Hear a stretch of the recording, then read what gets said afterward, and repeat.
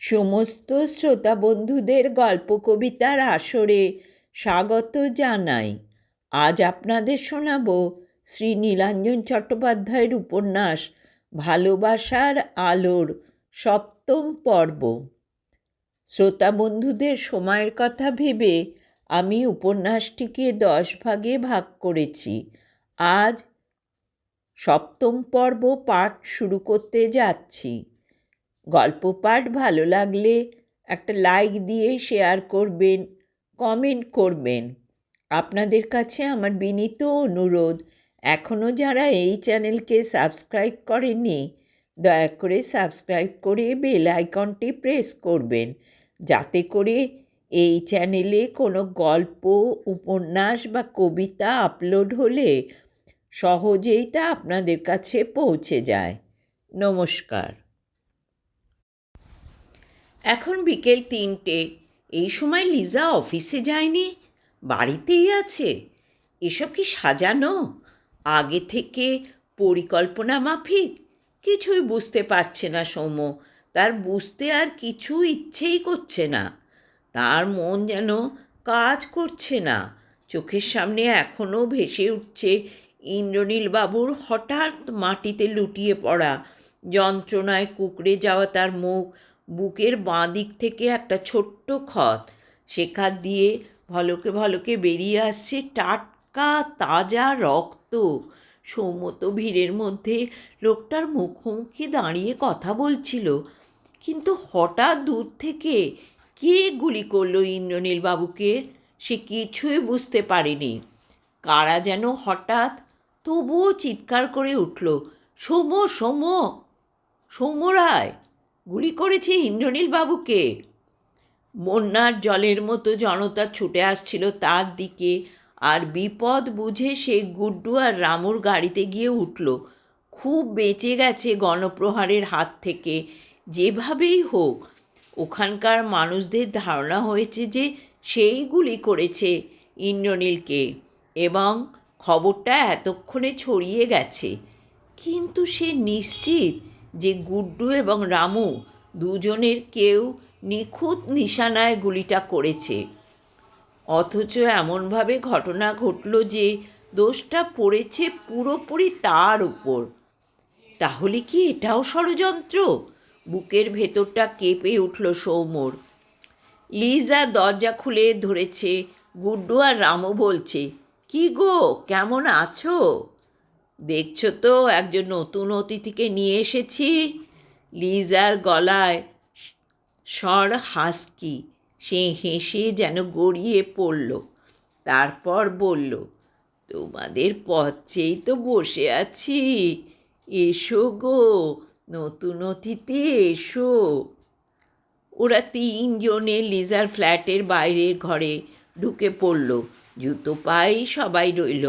লিজা বলল, জুতো পরে ঢুকে পড়ো, বাইরে কিছু রাখতে হবে না, আমি গেটে তালা দিয়ে দিচ্ছি। বাইরের ঘরে ঢুকে বেশ অবাক হয়ে গেল সৌম্য। মেঝেতে দামি এবং নরম কার্পেট, 3টে বড় বড় সোফা, 2টো সুন্দর কারুকার্যময় সেন্টার টেবিল, দেয়ালে প্লাস্টিক পেন্ট, একটা ক্যালেন্ডার, তাতে বলিউডের একজন লাস্যময়ী নায়িকার অর্ধনগ্ন ছবি। ঘর শীততাপ নিয়ন্ত্রিত। গুড্ডু একটা সোফায় ধপ করে নিজেকে ছেড়ে দিল। রামুও পাশের সোফায় কাত হয়ে বসল। সৌম্য অনিশ্চিতভাবে দাঁড়িয়েছিল। লিজা হেসে বলল, হে নতুন অতিথি, আপনার বসতে আজ্ঞা হোক। গুড্ডু ধমক দিয়ে বলল, এই শালা, বস না, অনেক পরিশ্রম হয়েছে। লিজা এবার আমাদের একটু রিফ্রেশ করবে। সৌম্য এপাশের সোফায় বসল। ঘরের জানলা দরজা সব বন্ধ, সুতরাং এই দুপুরেও আলো জ্বলছে। ঠান্ডা ঘর, বেশ আরাম হচ্ছিল সৌম্যর। ক্লান্তিতে তার চোখ দুটো যেন বুজে আসছিল। কিন্তু এখন ঘুমোবার সময় নয়, এখন তাকে চোখ কান খোলা রাখতে হবে, সজাগ থাকতে হবে। কোনো এক গভীর ষড়যন্ত্রের মধ্যে সে ঢুকে পড়েছে, তাকে সেখান থেকে বেরিয়ে আসতে হবে। কিন্তু কিভাবে? লিজার পরনে বারমুডা, তার ফর্সা নীলম সুগঠিত পা দুটো বারবার সৌম্যর চোখ টানছিল, আর একটা কালো রং স্লিভলেস টপ তার ঊর্ধ্বাঙ্গে, গলায় একটা সোনার হার চিকচিক করছে, দুটো কানের লম্বা ঝোলা দুল, মাথার চুল বয়কার, গায়ের রং সমুদ্রের ফেনার মতো, তার দুই স্তনের নিটোল দৃঢ়তা একবার তাকালেই বোঝা যায়। লিজা বলল, গুড্ডুদা, কি খাবে বলো? খুব টায়ার্ড লাগছে রে লিজা, একটু রেড ওয়াইন খাওয়াতে পারবি? তার সঙ্গে আর বলতে হবে না, আমি 10 মিনিটের মধ্যে সব হাজির করছি। তুমিও বসো নতুন অতিথি। লিজা খিলখিল হাসল, তারপর সে বেরিয়ে গেল ঘর থেকে। রামু বলল, বস, এই গাধাটাকে একটু বলে দাও কি করতে হবে। সমর এক মুহূর্তে মনে হলো ঝাঁপিয়ে পড়ে হোঁতকা রামুর ওপর, তারপর ঘুষি মেরে তার মুখটা ক্ষতবিক্ষত করে দেয়। বদমাসটা তাকে গাধা বলেছে। কিন্তু এখন মেজাজ হারালে চলবে না, এখন তার ঘোর বিপদ। সেই বিপদ থেকে সে কিভাবে নিজেকে বাঁচাবে সেটাই ভাবতে হবে। গুড্ডু আধশোয়া অবস্থাতেই বলল, হ্যাঁ শোনো সৌম্য, ইন্দ্রনীল মানে ওই পরিবেশবিদদের যে লিডার, তাকে গুলি করায় আজ ভীষণ শোরগোল পড়ে যাবে। ওই গ্রামে তো হইচই হবেই। এছাড়া আমার ধারণা প্রেসও এতক্ষণ ওখানে পৌঁছে গেছে। ইন্দ্রনীল মারা গেছে কি না আমরা এখনও জানি না, তবে তাকে যে খুনের চেষ্টা করা হয়েছে এটা তো সত্যি। এখন স্পটে ওর কাছাকাছি সকলে তোমাকে দেখেছে, অতএব সম্ভবত এটা রটে যাবে। অনেকে প্রেসের কাছে বলবে যে সৌম্যরাই ইন্দ্রনীলকে খুব কাছ থেকে বচসা চলাকালীন গুলি করেছে, কিন্তু আমি তো গুলি করিনি। আমার কাছে কোনো আর্মস ছিল না, আমি আর্মস চালাতেও জানি না। গুড্ডু হাসল, রামু খ্যাঁ খ্যাঁ করে হাসছিল। রামু বলল, তাহলে কে গুলি করলো? তুমি যে গুলি করনি সেটা কে মানুষকে বোঝাবে? প্রেসকে বোঝাবে? পুলিশকে বোঝাবে? তোমাদের দুজনের মধ্যে কেউ গুলি করেছে। আমরা আমরা তো দূরে দাঁড়িয়েছিলাম। এমন কিছু দূরে নয়, ওখান থেকে যার হাতে নিশানা আছে সে রিভলভার থেকে লোকটাকে গুলি করতেই পারে। গুড্ডু বলল, তুমি যদি পুলিশের হাতে ধরা পড়ো তাহলে এসব তর্ক কোর্টে ম্যাজিস্ট্রেটের সামনে তোমার উকিল করবে, সে অনেক পরের কথা। তার আগে আমরা তোমার ভালো চাইছি, তুমি যাতে পুলিশের হাতে না পড়ো সে ব্যাপারে আমাদের ওপর নির্দেশ আছে। তোমরা আমাকে কিভাবে পুলিশের হাত থেকে বাঁচাবে সেটা আমাদের হেডেক, তোমার নয়। বসকে এখনও চেনো না, বসের ক্ষমতা সম্বন্ধে তোমার কোনো ধারণাই নেই। বস দিনকে রাত করে দিতে পারে। আলোচনা এভাবেই চলতো যদি না সেই মুহূর্তে লিজা একটা বিশাল বড় ট্রে নিয়ে ঘরে ঢুকতো। ট্রেটা সন্তর্পণে নামিয়ে রাখলো লিজা সেন্টার টেবিলে। সৌম্য দেখল সেই ট্রেতে আছে পেট মোটা একটা হুইস্কির বোতল, একটা বড় প্লেটে সম্ভবত চিলি চিকেন, আর একটা প্লেটে অন্তত 10টা ফিশ ফিঙ্গার। লিজা যখন নিচু হয়ে প্লেট নামালো সেন্টার টেবিলে, সৌম্য স্পষ্ট দেখতে পেল তার টপের আলগা ফাঁক দিয়ে বক্ষ বিভাজন। গুড্ডু বলল, শুধু বোতলটা আনলি, গ্লাস কোথায়? বোতলে চুমুক মারব? খিলখিল হেসে লিজা বলল, একটু ধৈর্য ধরতে হবে, গ্লাস আনছি। তোমার সামনে এলে ধৈর্য থাকে না, মনে হয় তোমাকেই চুমুক মেরে দিই, রামু ফস করে বলে পড়ল। লিজা এবার চোখ পাকালো, বলল, রামু, বাড়াবাড়ি হয়ে যাচ্ছে। কেলানি খেতে চাস? রামু কপট ভঙ্গি করে বলল, না লিজা, ভুল বলে ফেলেছি, আমাকে ক্ষমা করে দাও মাইরি। সমস্ত পরিবেশটাই সৌম্যর বিশ্রী লাগছিল। তার ওপর সে তলপেটে প্রচণ্ড চাপ অনুভব করছে।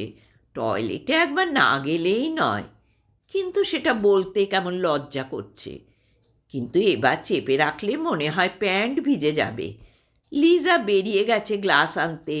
সৌম্য গুড্ডুকে বলল, একটু টয়লেটে যাব। হ্যাঁ, কেন যাবি না? রামু বলল, বড় না ছোট? খুব নার্ভাস হয়ে গেছিস না? সৌম্য বলল, ছোট। লিজা ঢুকলো। একটা ট্রেতে 4টে গ্লাস। 4টে কেন? সৌম্য তো মদ্যপান করে না। সে এখান থেকে পালাতে পারলে বাঁচে। এখনই সে বাড়ি যেতে চায়। তার বারবার মায়ের মুখ মনে পড়ছে, মানালির মুখ মনে পড়ছে। আজ মানালির কাছে সব স্বীকার করবে সৌম্য। বলবে কিভাবে সে একটা ঘৃণ্য ষড়যন্ত্রের মধ্যে জড়িয়ে পড়েছে। মানালি তাকে বাঁচাতে পারবে? মানালির বাবার এক বন্ধু আছেন না, লালবাজার পুলিশের বড় অফিসার। মানালির সঙ্গে তার কাছে যাবে সৌম্য, সব কথা খুলে বলবে। গুড্ডু মদের বোতলের ছিপি খুলে ফেলেছে। তারপর হঠাৎ কিছু মনে পড়েছে এরকম ভঙ্গিতে বলল, লিজা, ও একটু টয়লেটে যাবে। লিজা সৌম্যর দিকে তাকালো। এসো, ভেতরে এসো। ঘরের পর্দা সরিয়ে ঢাকা করিডোর, দামি জিনিসপত্রে ঠাসা। আঙুল দেখিয়ে লিজা বলল, সোজা চলে যাও। সৌম্য চলে যাচ্ছিল। হঠাৎ লিজা তার হাত ধরল। লিজা মাথায় খাটো, সৌম্য কাঁধের কাছে। একটু উঁচু হয়ে হঠাৎ সৌম্যর চিবুকে একটা চুমু খেয়ে বলল, অত ভয় পাচ্ছ কেন খোকা? আমি তো আছি, আমি তোমাকে ঠিক লুকিয়ে রাখবো। পুলিশ তোমার নাগাল পাবে না। সেই মুহূর্তে সৌম্য অনুভব করল তার বুকে লিজার তীক্ষ্ণ স্তনের আলতো স্পর্শ। তার সারা শরীর দিয়ে যেন চকিতে বিদ্যুৎ তরঙ্গ প্রবাহিত হলো। টয়লেট থেকে ফিরে এসে সৌম্য দেখল 4টে গ্লাসে মদ ঢালা হয়ে গেছে। সৌম্য বলল, আমি ড্রিঙ্ক করব না গুড্ডুদা। সে আবার হয় নাকি? রামু বলল, এ শালা ভিতুর ডিম, একে দিয়ে কিছু হবে না। লিজা বলল, তোমার বোধহয় খিদে পেয়েছে, আগে পিস চিলি চিকেন আর ফিশ ফিঙ্গার খেয়ে নাও, তারপর হুইস্কির গ্লাসে আস্তে চুমুক দাও, দেখবে ভালো লাগবে। কথাটা বলে লিজা চুপ করে বসে রইল না। নিজেই ঝাঁ করে উঠে গিয়ে কিচেন থেকে একটা প্লেট আর চামচ নিয়ে এলো। কিছু চিলি চিকেন আর ফিশ ফিঙ্গার তুলে সৌম্যর দিকে এগিয়ে দিয়ে বলল, নাও, টেক ইট, তোমার ভালো লাগবে। লিজার হাত থেকে প্লেটটা নিয়ে খেতে শুরু করলো। খুবই সুস্বাদু খাবার। ওদিকে ওরা 3জন গ্লাসে গ্লাস ঠেকিয়ে বলল, চিয়ার্স। একজন নারীকে পুরুষদের সঙ্গে বসে মদ্যপান করতে এই প্রথম দেখছে সৌম্য। এবার সৌম্য বোধহয় তার পুরুষত্বে মৃদু খোঁচা খেল। তার মদের গ্লাসে আইস কিউব আর সোডা মিশিয়ে সেও গ্লাসটা উঁচু করে তুলে ধরে বলল, চিয়ার্স। এই তো, কামান মাই বয়। লিজা হেসে বলল। সে নিজে এবং অন্যরা সৌম্যর গ্লাসে গ্লাস ঠেকিয়ে বলল, চিয়ার্স। সৌম্য একটু চুমুক দিল। বেশ দামি হুইস্কি, তেমন তেতো নয়, মিষ্টি মিষ্টি গন্ধ। মদ আর খাবার প্লেট পড়তে তার মাথার ভেতর সব ভাঁজগুলো যেন একটু একটু করে খুলে যাচ্ছে। বেশ তৃপ্তি আর নির্ভার বোধ করছে সে। আসর চলতে চলতে কখন যে সে 3 পেগ হুইস্কি নিজের পেটের মধ্যে চালান করে দিয়েছে নিজেই বুঝতে পারেনি। রামু হঠাৎ লিজার দিকে তাকিয়ে বলল, লিজা, একটা কিস দাও না মাইরি। তোমাকে খুব চুমু খেতে ইচ্ছে করছে। সৌম্যকে হঠাৎ যেন কে চাবুক মারল। সে হঠাৎ গর্জে উঠল, রামু, অসভ্যতা করবে না। Liza is a sacred woman. Liza খুব পবিত্র। কোনো খারাপ মন্তব্য ওর সম্বন্ধে করলে আমি তোমার জিভ ছিঁড়ে নেব। তবে রে খানকির বাচ্চা, তুই আমাকে থ্রেটন করছিস?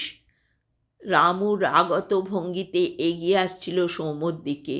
গুড্ডু তার হাতটা চেপে ধরল, গালে একটা চড় মেরে বলল, খুব মাস্তানি হচ্ছে, পেট ফাঁসিয়ে দেবো, চুপ মেরে বসে থাক। গুরু আমাকে চ্যালেঞ্জ করছে।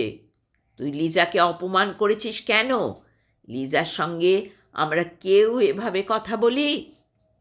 গুড্ডুর ধমকে রামুর ফনা নেতিয়ে পড়ল। সে আর চোখে একবার সৌম্যর দিকে তাকিয়ে নিজের মদের গ্লাসে চুমুক দিল। আর লিজা, সে যেন হঠাৎ পাথর হয়ে গেছে।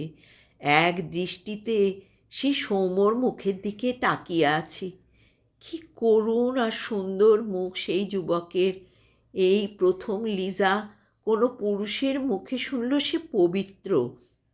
এই যুবকই তাকে প্রথম এই সম্মান দিল। তার যেন কিছুতেই বিশ্বাস হচ্ছে না। তার বারবার ওর মুখ থেকে উচ্চারিত ওই কথাগুলো আবার শুনতে ইচ্ছে করছে। ঘরের চটুল পরিবেশটা এক মুহূর্তেই উধাও। সবাই যেন কীরকম গম্ভীর। আর ঠিক সেই মুহূর্তে মোবাইল বেজে উঠল।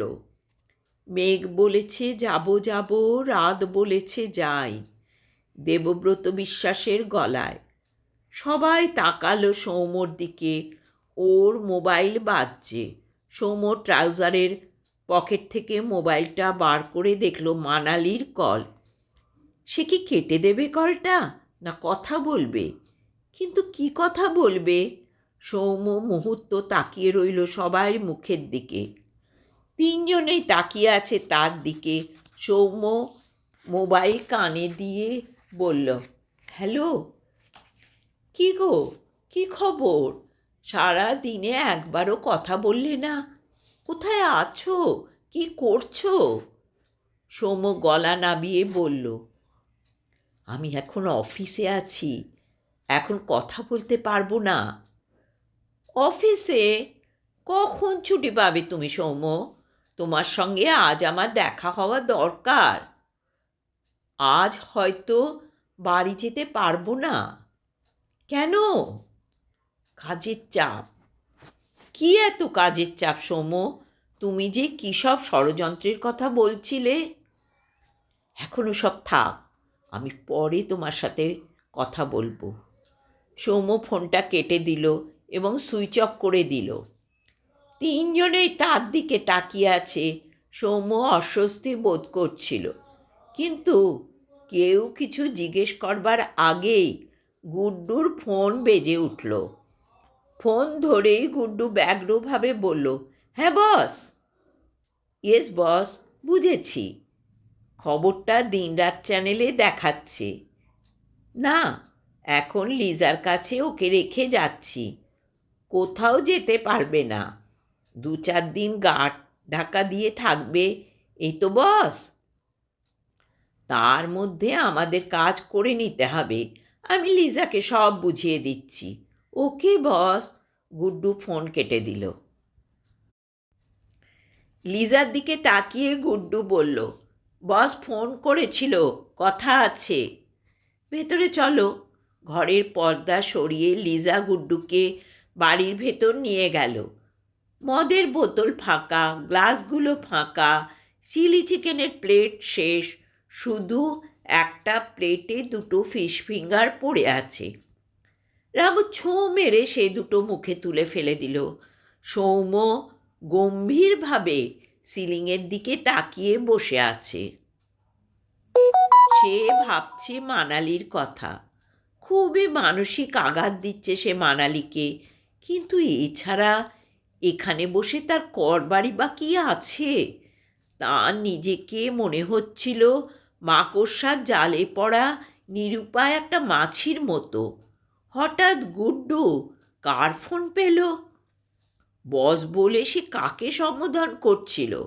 স্বয়ং রুস্তমজিকে, নাকি মীনাক্ষী রিয়েল এস্টেটের অভিজ্ঞবল? দিনরাত চ্যানেলে খবরটা দেখানো হচ্ছে। কি খবর? ফোনে কি নির্দেশ দেওয়া হলো গুড্ডুকে? সে কি কথা বলতে লিজাকে ভেতরে ডেকে নিয়ে গেল? এই বাড়িতে সৌম্যকে নজরবন্দি করে রাখা হবে নাকি? অসম্ভব। এখানে তাকে কিছুতেই আটকে রাখা যাবে না। তাকে আজই পালাতে হবে। তাকে এরা সামনে রেখে কোনো এক গভীর ষড়যন্ত্রের জাল ফেলছে। সেটা সে হতে দেবে না। পুলিশের কাছে সব খুলে বলতে হবে। হঠাৎ সৌম্য দেখল গুড্ডু আর লিজা আবার ঘরে ফিরে এসেছে। গুড্ডুর মুখ গম্ভীর, লিজারও। রামুর দিকে তাকিয়ে গুড্ডু বলল, এই হোতকা, ওঠ, আমাদের এবার ফিরতে হবে। রামু ঈষৎ জড়ানো স্বরে বলল, বড্ড ঘুম পাচ্ছে গুড্ডুদা। ঘুমোবি শালা নিজের বাড়িতে গিয়ে, বউয়ের কোলে শুয়ে। সৌম্য উঠে দাঁড়ালো, জিজ্ঞাসা করল, আমিও তো যাব গুড্ডুদা। না, তোর যাওয়া হবে না। তোকে এখন কয়েকদিন লিজার আশ্রয়ে থাকতে হবে। এই টাকাটা রাখ। 100 টাকার একটা মোটা বান্ডিল সৌম্যর হাতে দিয়ে গুড্ডু বলল, এতে 10,000 আছে। সৌম্যর হাত কাঁপছিল। টাকাটা সে নিল, তারপর বলল, কিন্তু আমারও বাড়ি যাওয়া দরকার। আমি কেন যেতে পারবো না? গুড্ডু গ্রিলের গেট খুলে রাস্তায় নামলো। তুই বাইরে গেলে আগেই অ্যারেস্ট হয়ে যাবি। তোকে তো আমরা বাঁচাতে চাইছি রে। সুদীপ বলল, আজ আপনার সব কথা শুনতে চাই মানালি। আপনি যদি আমাকে বন্ধু ভেবে থাকেন তাহলে আজ বলুন আপনার দুঃখ। এখন ওরা গঙ্গা তীরে নতুন নির্মিত পার্কে বসে আছে। কত আলোর রোশনাই সেখানে গঙ্গার তীরবর্তী অঞ্চলের নতুন করে সৌন্দর্যায়ন হচ্ছে। এটা কলকাতা কর্পোরেশনেরই একটা প্রকল্প। সিমেন্টের সারি সারি বসার আসন সেখানে, আলোর বাতিস্তম্ভ যেমন আছে তেমনই মাঝে মাঝে বনবিথি ছায়াময় অন্ধকার। এরকমই এক আলো অন্ধকারে সিমেন্টের আসনে নদীর দিকে ফেরানো মুখ, তারা দুজনে বসে আছে। মানালি বলল, আমার দুঃখের কথা কি শুনতে চান সুদীপ? হ্যাঁ চাই। কেন? কারণ আমি আপনাকে সব সময় হাসি মুখে দেখতে চাই। সেজন্যেই আপনার দুঃখের কারণ শুনতে চাই। যদি আমার পক্ষে সম্ভব হয় আমি আপনার সেই দুঃখ দূর করার চেষ্টা করব। মানালি ম্লান হাসল, নির্দ্বিধায় একটা হাত আলতোভাবে রাখল সুদীপের হাতের ওপর। তারপর ম্লান হেসে বলল, আপনি খুব ভদ্র, মার্জিত। নিজের মনের কথা আপনি কখনো প্রকাশ করতে পারেননি আমার কাছে, কিন্তু মেয়েরা সব বুঝতে পারে। আপনি কি আমাকে ভালোবাসতে শুরু করেছেন সুদীপ? হ্যাঁ, আমি আপনাকে ভালোবাসি মানালি। আজকাল কি হয়েছে আমি রাতে ঠিকমতো ঘুমোতে পারি না। সর্বক্ষণ আপনার ওই সুন্দর পবিত্র মুখ আমার চোখের সামনে ভাসে। আমার অনেক কথা আপনাকে বলতে ইচ্ছে করে, কিন্তু আমি ভয় পাই। আমি বারবার নিজেকে গুটিয়ে নিই। কেন ভয় পান সুদীপ? কারণ আমার মনে হয় আপনি অন্য কাউকে ভালোবাসেন। অন্য কারো কথা আপনি সর্বক্ষণ ভেবে যাচ্ছেন, আর সে কারণেই আপনার চোখে মুখে সব সময় ফুটে ওঠে দুঃখের ছাপ। কিন্তু আমি যে পবিত্র এটা আপনি বুঝলেন কিভাবে? মানালি, আজ স্বীকার করতে বাধা নেই। আপনার কাছাকাছি এলেই আমার মনে হয় আমি এক স্নিগ্ধ আলোকবৃত্তে প্রবেশ করেছি। তখন আমার মনও কীরকম পবিত্র হয়ে যায়। পৃথিবীর সব কিছুকে ভালো লাগতে শুরু করে। এই উপলব্ধি শুধুমাত্র নিজেরই, এ ঠিক কথায় প্রকাশ করা যায় না। আপনার চারপাশ থেকে ভালোবাসার আলো বিচ্ছুরিত হয়, আর আমি সেই আলোয় যেন এক অন্য সুদীপ, এক পবিত্র সুদীপ হয়ে উঠি। বলতে বলতে হঠাৎ সুদীপ ভীষণ আবেগবিহ্বল হয়ে ওঠে। সে নিজের ঠোঁট মানালির কানের লতিতে আলতো ছোঁয়ায়। আমি আপনার সংস্পর্শে এক নতুন মানুষ হয়ে উঠতে চাই। একমাত্র ভালোবাসাই মানুষকে নতুন জীবনে উত্তীর্ণ করতে পারে। আপনি আমার হন মানালি, শুধু আমার। মানালি ধীরে ধীরে নিজেকে একটু তফাতে সরিয়ে নিয়ে যায়। সুদীপ কাতর স্বরে বলে, আমি কি আপনার ভালোবাসার যোগ্য নই মানালি? কিন্তু সুদীপ, যে কথাটা আমি আপনাকে বলতে চাই সেটাই তো বলতে পারছি না। কি কথা? আমি একজনের বাগদত্তা। আমি একজনকে আগেই আমার মন, প্রাণ, শরীর সব দিয়ে রেখেছি। আপনার আরতি আমাকে অস্থির করে, এটা ঠিক, কিন্তু আমি তো আমার প্রথম প্রেমের সঙ্গে বিশ্বাসঘাতকতা করতে পারবো না।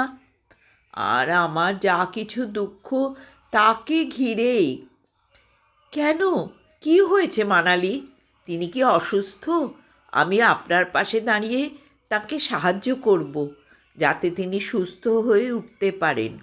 আপনার সঙ্গে তার বিয়ে হোক, আমি মনে মনে আপনাকে ভালোবেসে যাব সারা জীবন। তাতে তো আপনার কোনো আপত্তি নেই? শুধু পাগলামি ছাড়ুন।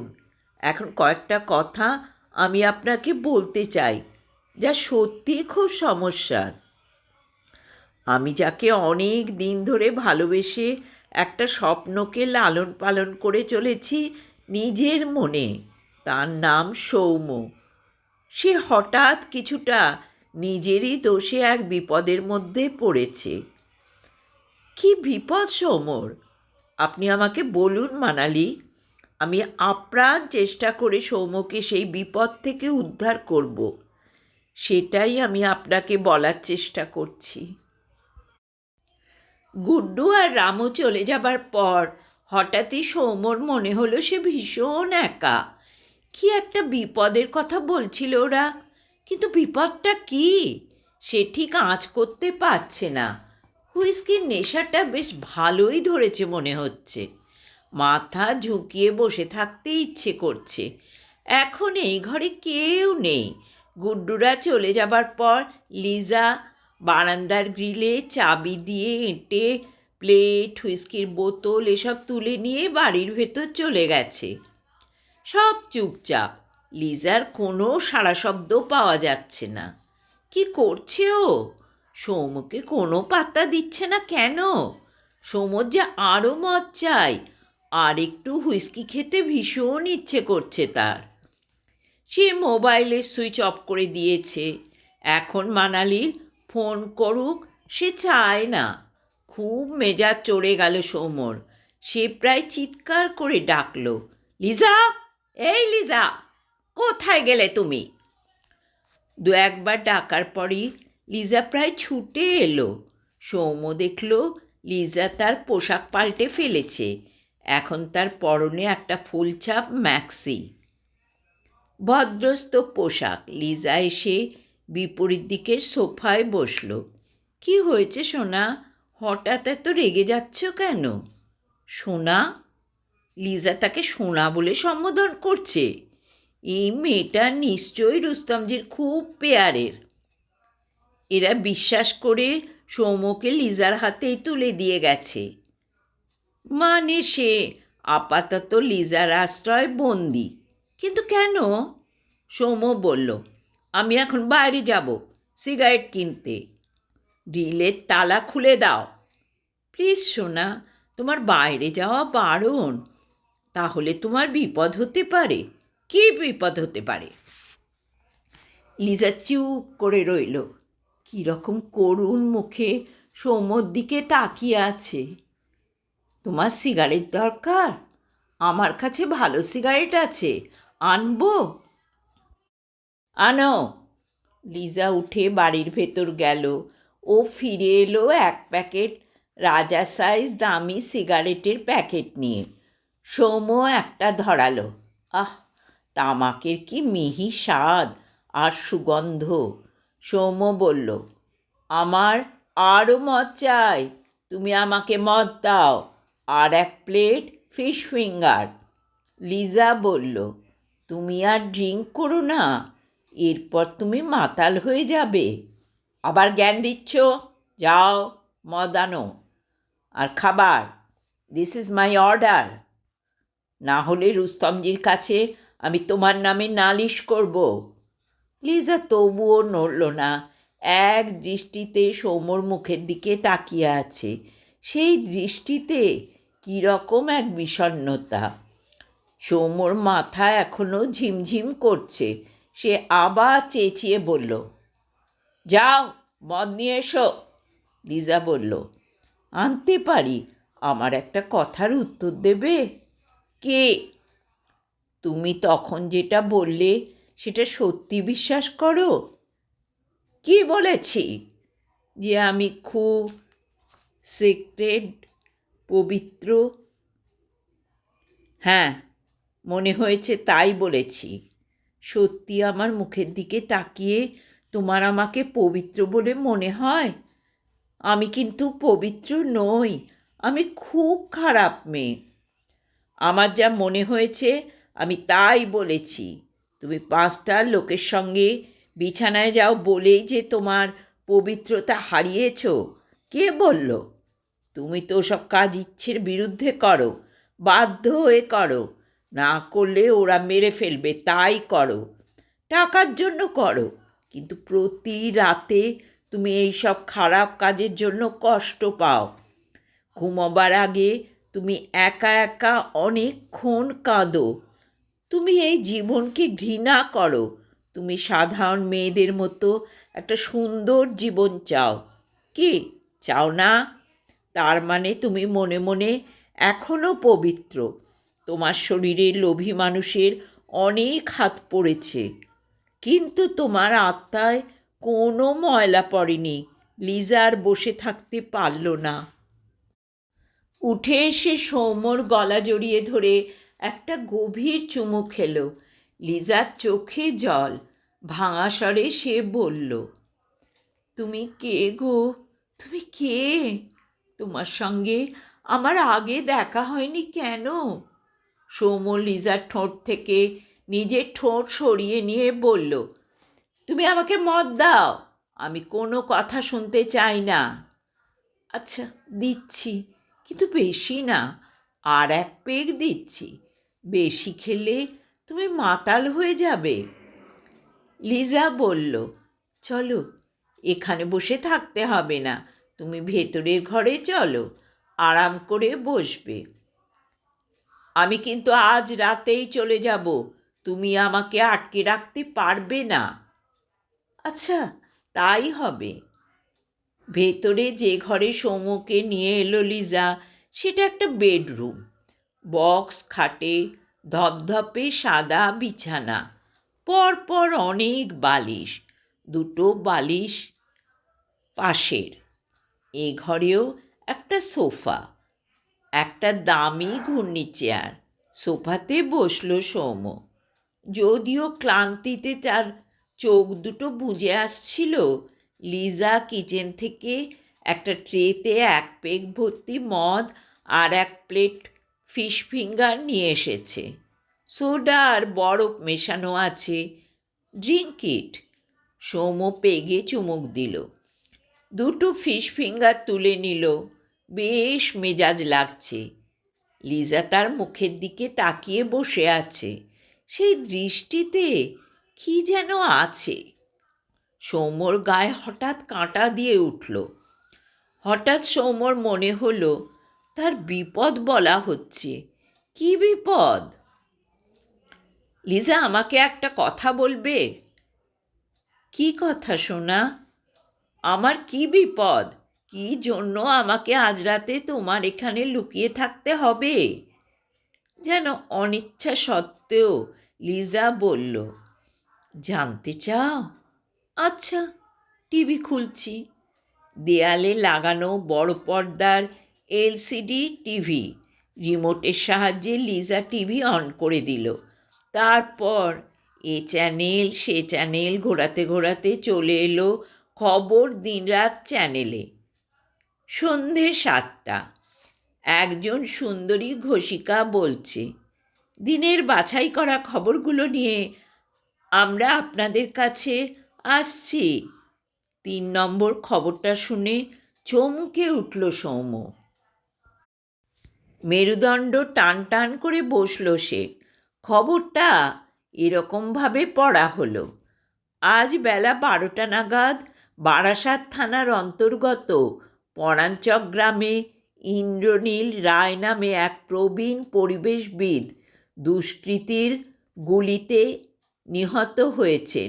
বিশ্বস্ত সূত্রে জানা গেছে দুষ্কৃতীর নাম সৌম্য রায়।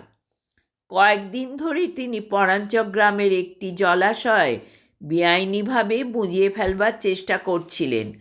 আজ যখন বোঝানোর কাজ চলছিল, তখন পরিবেশবিদ ইন্দ্রনীল রায় গ্রামের অন্যান্য মানুষদের সঙ্গে নিয়ে পুকুর বোঝানোর বিরুদ্ধে বাধা দেবার চেষ্টা করেন। সৌম্যবাবুর সঙ্গে বচসা চলাকালীন তিনি আগ্নেয়াস্ত্র থেকে নিক্ষিপ্ত গুলিতে আহত হয়ে মাটিতে লুটিয়ে পড়েন। পরে হাসপাতালে নিয়ে গেলে তাকে মৃত বলে ঘোষণা করা হয়। পুলিশের সন্দেহ দুষ্কৃতী সৌম্য রায় কাছ থেকে ইন্দ্রনীলবাবুকে গুলি করেছেন। সৌম্যবাবু ফেরার। পুলিশ তার সন্ধানে ব্যাপক তল্লাশি চালাচ্ছে। সৌম্য প্রায় উন্মাদের মতো চেঁচিয়ে উঠল, না না না, এসব মিথ্যা মিথ্যা। আমার কাছে আগ্নেয়াস্ত্র ছিলই না। আমি কিভাবে লোকটাকে গুলি করব? এসব সাজানো ঘটনা, ষড়যন্ত্র। আমাকে নিয়ে দুর্নাম দিয়ে ফাঁসানোর চেষ্টা।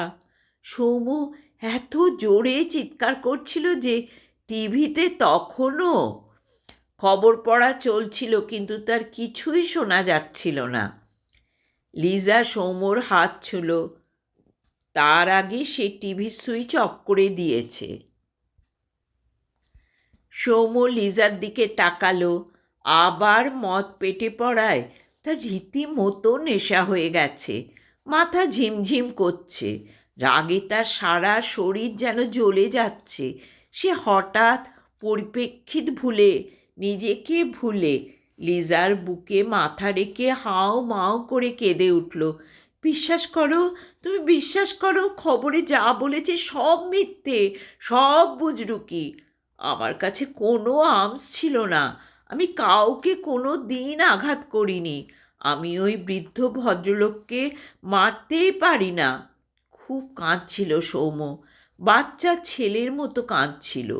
লিজা তার বুকে সৌম্যকে চেপে ধরেছিল, তার মাথায় ধীরে ধীরে হাত বুলিয়ে দিচ্ছিল আর মৃদু স্বরে বলছিল, আমি সব বুঝেছি সৌম্য, সব বুঝেছি। তুমি শান্ত হও, তুমি ভয় পেও না। আমি তো আছি। আমি থাকতে তোমার কেউ কোনো ক্ষতি করতে পারবে না। কিন্তু কেন, কেন এই ষড়যন্ত্র? আমাকে এইভাবে খুনের মামলায় জড়িয়ে দিয়ে লাভ কি? লিজা হাসল, বলল, নিশ্চয়ই লাভ আছে। রুস্তমজিকে তুমি চেনো না, আমি চিনি। কিন্তু আমাকে পেটের দায় নিজেকে বিক্রি করে ওর কাজ করতে হয়। এই ফ্ল্যাট ওর দয়ায়, আমার এই লাইফস্টাইল ওর দয়ায়। আমি ওর বিরুদ্ধে গেলে এক রাতের মধ্যে রাস্তার ভিখিরি হয়ে যাব। সুতরাং খুব সাবধান। একবার যখন ওর পাল্লায় পড়েছ, তখন খুব সতর্কভাবে তোমাকে চলতে হবে। তা না হলে তোমার আরও বিপদ হবে। আমার বিপদে কি বাকি আছে? পুলিশ আমাকে ধরতে পারলে আমাকে তো জেলে যেতেই হবে। হয়তো এটা সাময়িক চাল। রুস্তমজি চাইলে তোমাকে কয়েকদিনের মধ্যেই জামিনে মুক্ত করে আনতে পারবেন। তারপর হয়তো অন্য খেলা। কিন্তু খুনের আসামি হওয়ার অপবাদ থেকে তো আমার মুক্তি নেই। লিজা, তুমি আমাকে একটা ব্যাপারে সাহায্য করবে? বলো, কি করব? রুস্তমজিকে কোথায় মুখোমুখি ধরতে পারা যাবে আমাকে জানিয়ে দেবে। আমি সত্যি সত্যি একটা রিভলভার জোগাড় করব।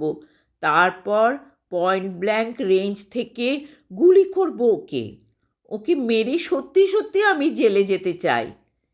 লিজা একটা আঙুল দিয়ে সৌম্যর ঠোঁট নাড়া বন্ধ করতে চাইল। বলল, চুপ, ওসব বলতে নেই। নিজের বিপদ আরও বেশি ডেকে আনতে যাচ্ছ তুমি। তোমাকে দেখে মনে হচ্ছে তুমি খুব ক্লান্ত। তুমি একটু ঘুমিয়ে নেবে? আমি তোমার জন্য হালকা কিছু রান্না করছি। কি খাবে বলো? আমি কিছু জানি না, তুমি যা দেবে। জড়ানো গলায় সৌম্য বলল, আচ্ছা, আমি আমার ইচ্ছে মতো রাঁধব। তুমি ঘুম থেকে উঠে খেয়ে নেবে, তারপর আবার ঘুমোবে। আগামীকাল সকালে উঠে ভাবা যাবে কি করা যেতে পারে। কথা বলতে বলতে লিজা দেখল সৌম্য তার কোলেই মাথা দিয়ে ঘুমিয়ে পড়েছে। গভীর ঘুমে তলিয়ে গেছে সে। লিজা এক দৃষ্টে সৌম্যর মুখের দিকে তাকিয়েছিল। কি শান্ত সুন্দর মুখ! এরকম মুখ যার হয় সে সত্যিই কোনো অপরাধ করতে পারে না। লিজার আবার মনে পড়ল এই প্রথম কেউ তাকে পবিত্র বলেছে। তার হঠাৎ সৌম্যকে খুব ভালোবাসতে ইচ্ছে করল। তার দু চোখ বেয়ে গড়িয়ে নামছে জল। মনটা হু হু করছে। বুকের মধ্যে কেমন এক গুমড়ে গুমড়ে ওঠা যন্ত্রণা। সত্যি এ জীবনে কাউকে তো ভালোবাসা হলো না। কেউ তো তাকে ভালোবাসলো না। শুধু নানা পুরুষের অর্থের বিনিময় তার সুসজ্জিত শরীরটাকে ভোগ করেছে। রুস্তমজির কোম্পানিতে কত রকমের বেআইনি কাজের সঙ্গে তাকে যুক্ত থাকতে হয়েছে। এমনকি ওই বীভৎস চেহারার গুন্ডা গুড্ডুকেও সে শরীর দিতে বাধ্য হয়েছে। লিজা নিঃশব্দে কাঁদছিল আর ঘুমন্ত সৌম্যর মাথার চুলে ধীরে ধীরে বিলি কাটছিল। এইভাবে বেশ কিছুক্ষণ থাকার পর লিজা খুব সন্তর্পণে সৌম্যর মাথার নিচে একটা উঁচু বালিশ দিয়ে দিল। তারপর বিছানা থেকে নেবে কিচেনে ঢুকল, রান্না শুরু করল। কীরকম অদ্ভুত এক বোধ কাজ করছিল লিজার মনে। সে কল্পনা করছিল তার স্বামী ওই যে বিছানায় ঘুমিয়ে আছে, আর সে স্বামীকে যত্ন করে খাওয়াবে বলে রান্না করছে মন দিয়ে। হয়তো এটা অলীক, তবু এটা সত্যি ভাবতে দোষ কোথায়? অন্তত একদিন সে পবিত্র জীবনযাপন করবে, খুব ভালোবাসবে বিছানায় ঘুমিয়ে থাকা বিপন্ন ওই যুবককে। প্রয়োজন হলে সে বিপদ থেকে রক্ষা পেতে যা সাহায্য চায় সেই সাহায্যই লিজা তাকে করবে।